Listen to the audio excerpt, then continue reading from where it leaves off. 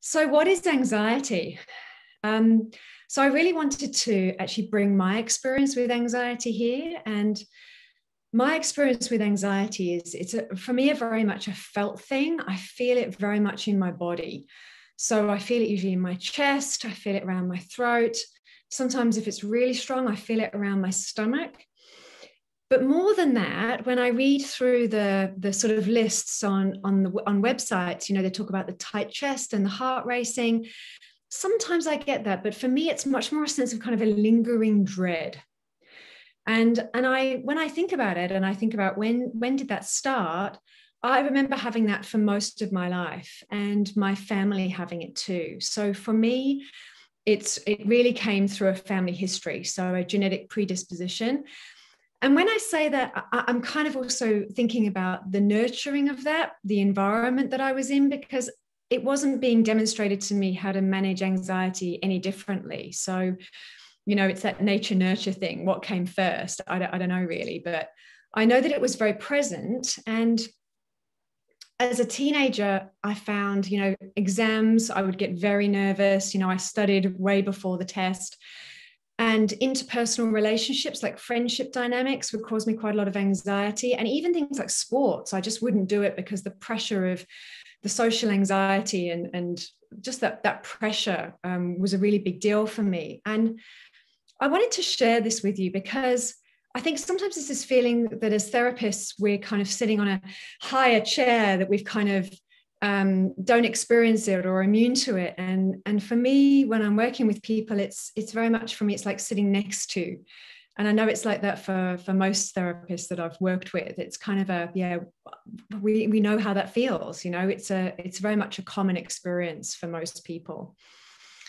So another thing that can elevate anxiety is obviously like a divorce or a death. And you might find that you haven't really experienced anxiety, and then you have a peak when there's a really stressful, anxiety-provoking thing that happens.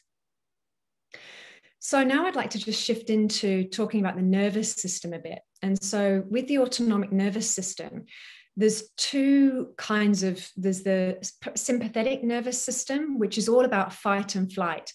So back in the day when we were being chased by tigers, that's the part that would, help us get up and run fast. And today it's the part of our nervous system that gets us running for the bus and gets us meeting the deadline. And, our lives are very busy, and there's the sympathetic nervous system is often turned up too high. And that means that our bodies are often flooded with stress hormones.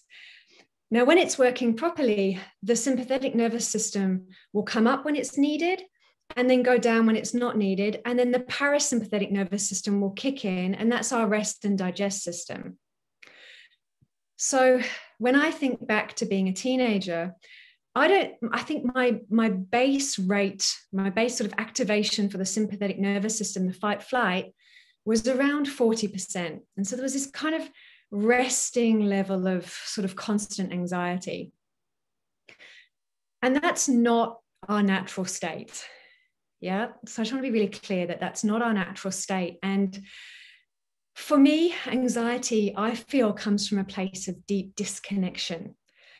And I think it's disconnection with self, disconnection from nature, disconnection from community.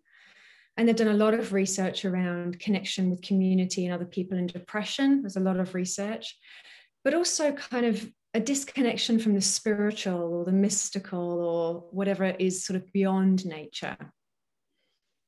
So I've been really contemplating that kind of anxiety, our increase in disconnection and increase as a society in anxiety. Maybe I'll just pause there and you just contemplate that kind of disconnection and anxiety and how that might play out or look like for you.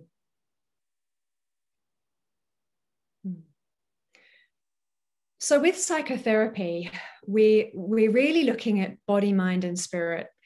Not all psychotherapists will look at spirit, but many of the ones that I know, and I know for myself that I do.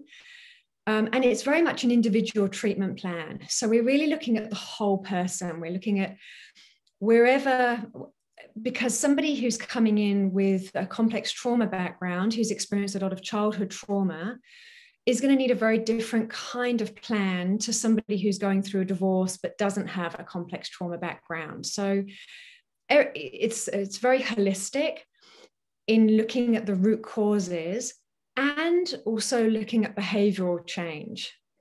Yep. So what are we doing in the world? Is our environment supportive of our healing? Do we need help putting in place better boundaries? That kind of work.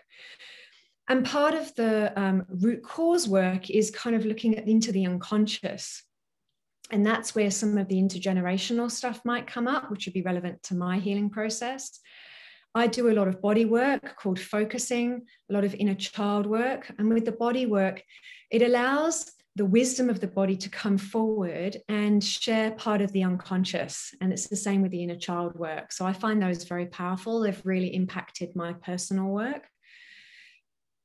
So we tackle it in different ways, but there's body, so breath work, different ways to regulate the nervous system, and physical things in the physical, like boundaries. We're looking at the mind. So CBT, cognitive behavioral therapy, is, the efficacy of that has been proven over and over with research. However, I'll bracket that with, I find that that's really helpful for about 50% of people. And then for the other half, they need deeper trauma work. Yeah. So I find that that's about a 50-50. That's just my experience.